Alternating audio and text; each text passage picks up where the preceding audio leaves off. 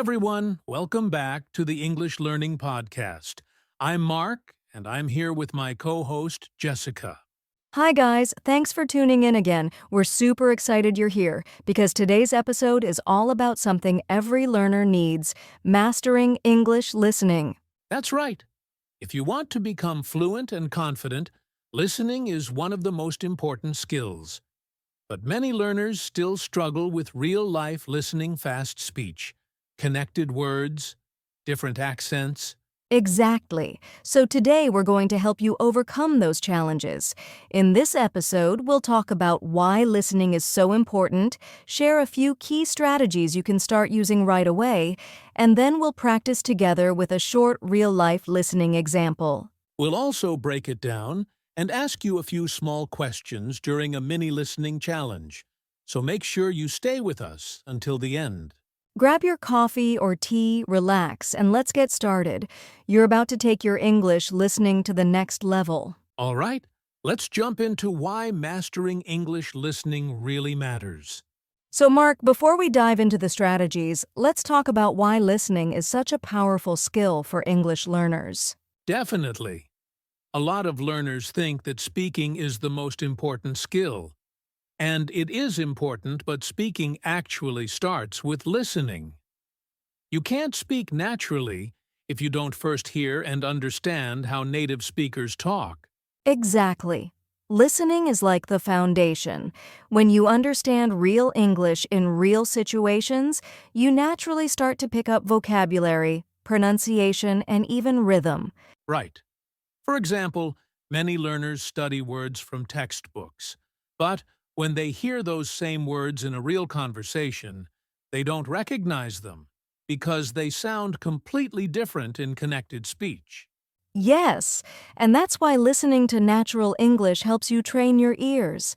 It teaches you how native speakers really say things, not how they appear in written form. And also, listening helps you become more confident. When you understand other people clearly, you're not afraid to join conversations or ask questions. So it opens the door to better speaking as well. And honestly, you don't even need to study grammar rules all the time.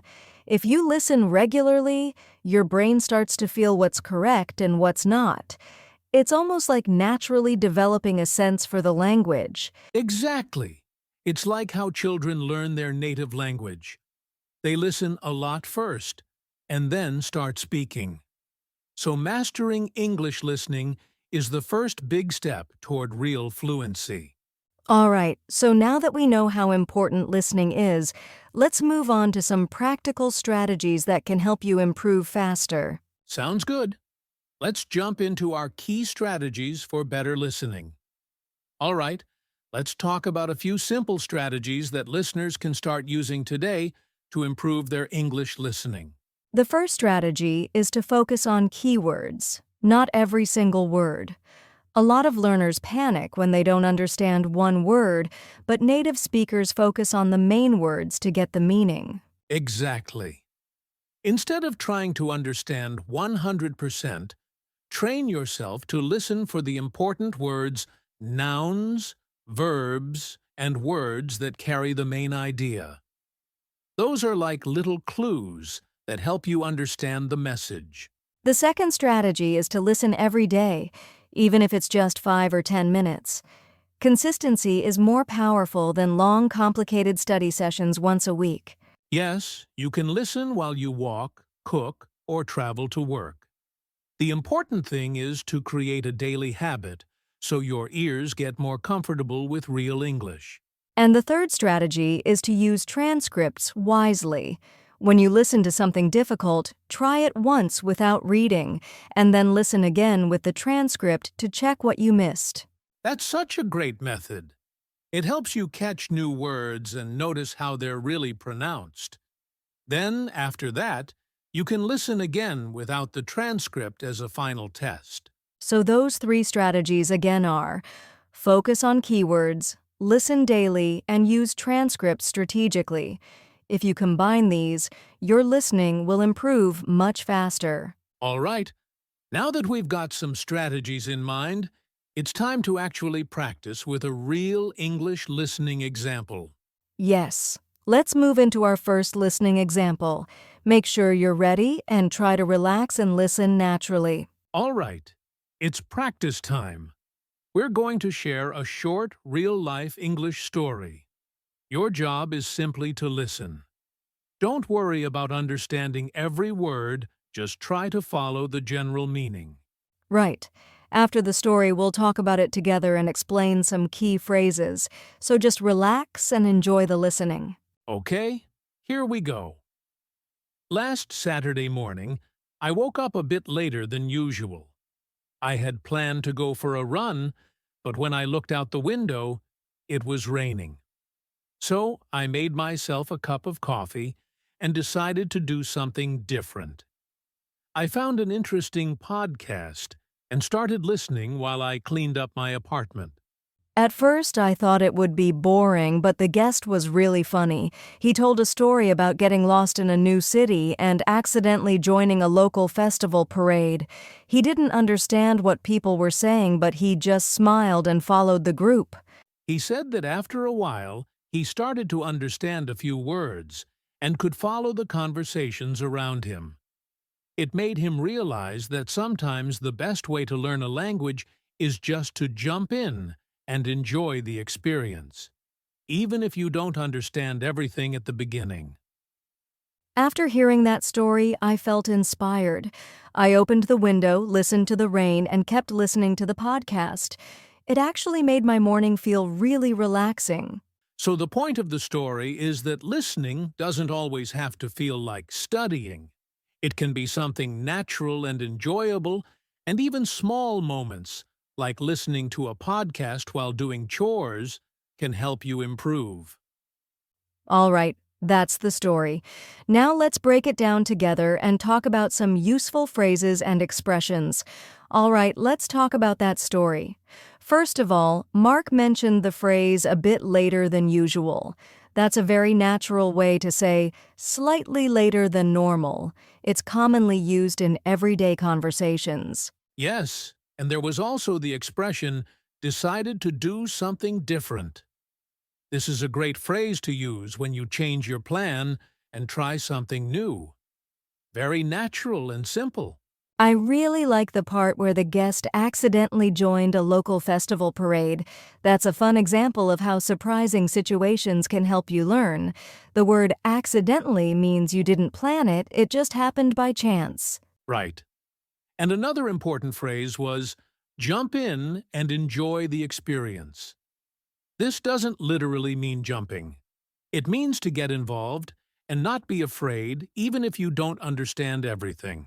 Exactly. And notice how the story showed a natural listening environment. He was listening to people talk while walking in a parade. He wasn't trying to understand every word, but little by little he started catching some phrases. And that's a really important lesson for all of you. Even if you don't understand everything at the beginning, the more you expose yourself to real English, the more your ears will adapt over time. All right, now that we've broken it down, let's test your listening with a quick mini listening challenge. Are you ready? Here we go. All right, it's challenge time.